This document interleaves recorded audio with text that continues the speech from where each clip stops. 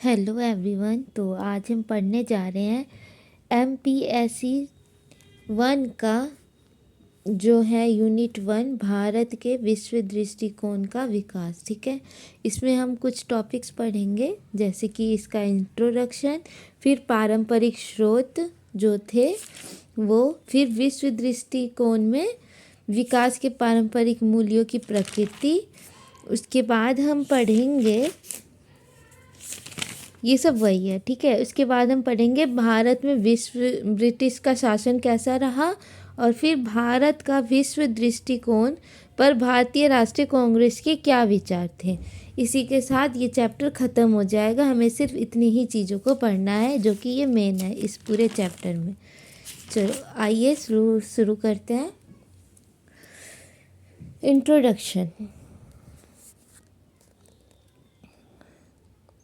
Introduction करते हैं। ठीक है, इसका जो उद्देश्य है यह जानना है कि भारत के इतिहास, सांस्कृतिक और दार्शनिक परंपराओं तथा स्वतंत्रता संग्राम के आदर्शों ने स्वतंत्रता के बाद के युग में उसके विश्व दृष्टिकोण के विकास में किस प्रकार सहायता की। ठीक है, भारत के प्रथम प्रधानमंत्री कौन थे? तो ये जवाहरलाल नेहरू थे। ये क्या कहते थे? ये इनके अनुसार दो पहलुओं में बांटा गया था। पहला शांति का सकारात्मक पहलू, और दूसरा जो है वो है राष्ट्रों के बीच सहयोग की एक बड़ी डिग्री। ठीक है, विदेश नीति तैयार करने में इसकी मदद करती थी। ठीक है, पारंपरिक मूल्यों के स्रोत क्या हैं? तो ये प्राचीन मूल्यों के मुख्य स्रोत धर्म शास्त्र है। धर्म से रिलेटेड बात आएगी इसमें, जैसे कि वेद, मनु, ये सब धर्मशास्त्र, पुराण, महान राष्ट्रीय घटनाएं, धार्मिक संधियाँ। तो धर्म से रिलेटेड जो भी है वो सारी बातें आएगी इसमें पारंपरिक मूल्यों के स्रोत में। ठीक है, तो फिर है यह याद रखना प्रासंगिक है कि मूल्यों के ये पारंपरिक स्रोत मानव जीवन के विभिन्न पहलुओं जैसे सामाजिक, आर्थिक, राजनीतिक और सांस्कृतिक आदि को कवर करते हैं। ठीक है, और आपको मैं बता दूं, एक छोटा सा ट्रिक होता है। अगर हम किसी चीज़ के बारे में लिखने लगते हैं ना, तो ये 4 चीज़ें लिख लेने पे ना मार्क्स ज़्यादा मिलते हैं। जैसे कि सामाजिक चर्चा कर लिया हमने, आर्थिक चर्चा कर लिया, राजनीतिक, सांस्कृतिक, ये तो कॉमन है जो कि हर एक टॉपिक के साथ मैच हो जाते हैं।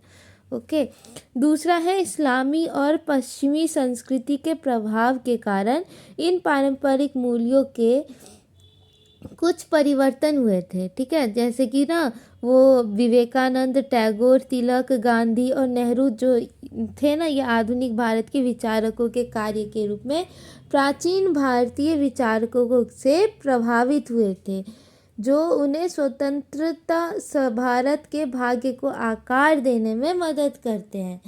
अब आती है बारी विश्व दृष्टिकोण में विकास, पारंपरिक मूल्यों की प्रकृति। ठीक है, भारत के पारंपरिक मूल्यों के 5 पहलू हैं जो इसके विश्व दृष्टिकोण के विकास पर प्रभाव डालते हैं। ठीक है, पहला क्या है? मध्य मार्ग को प्राथमिकता। दूसरा है टॉलरेंस, सहिष्णुता। फिर है यथार्थवादी और आदर्शवादी परंपराएं। उसके बाद है आदर्शवादी परंपराएं, वही उसी में आता है। फिर है साम्राज्यवादी परंपराओं का अभाव, अंतर्राष्ट्रीय कानून के प्रति दृष्टिकोण, और नकारात्मक शब्दों के मध्य से सकारात्मक विचार व्यक्त करना। इन सब का डिटेल वीडियो मैं बाद में अपलोड करूँगी। शॉर्टकट और नोट्स के लिए ना आपको मैं डिस्क्रिप्शन में ये PDF शेयर कर दूँगी, वहाँ से आप पढ़ लीजिएगा।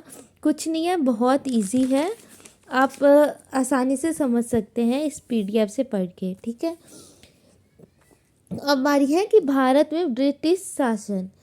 इसमें क्या था कि आधुनिक शिक्षा, उस टाइम की बात करेंगे जब ब्रिटिश ने भारत पे जब शासन किया था, उस टाइम कैसी स्थिति थी, आधुनिक शिक्षा कैसी थी, बुनियादी ढांचों का विकास कैसे हो रहा था, कानूनी और प्रशासनिक प्रणाली में क्या था, राष्ट्रवाद और एकता, ये सब चीज़ें आपने ना अपने 11th 12th के भी पॉलिटिकल साइंस में पढ़ा होगा।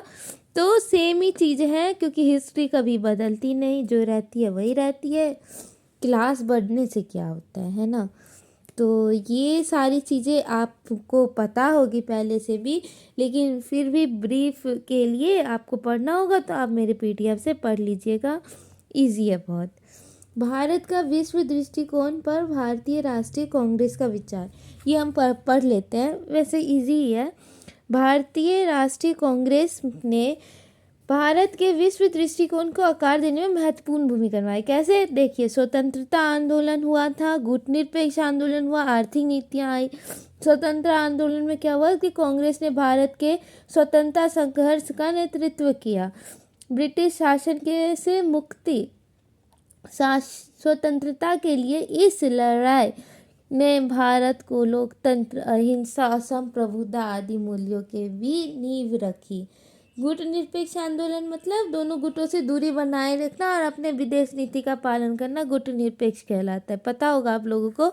उसमें क्या है कि 1947 में स्वतंत्रता के बाद नेताओं के अधीन जवाहरलाल नेहरू की तरह कांग्रेस ने गुटनिरपेक्षता की विदेश नीति को बढ़ावा दिया। आर्थिक नीतियाँ क्या है, कांग्रेस सारी बातें जो है वो कांग्रेस से, सरकार से ही रिलेटेड होगी इस पूरे चैप्टर में, ठीक है। कांग्रेस ने रोजगार पर ध्यान केंद्रित करते हुए साम्राज्यवादी नीतियाँ अपनाई। समय के साथ निर्भरता और मिश्रित अर्थव्यवस्था को से हटकर यह उदासीकरण और वैश्वीकरण की ओर स्थानांतरित हो गया।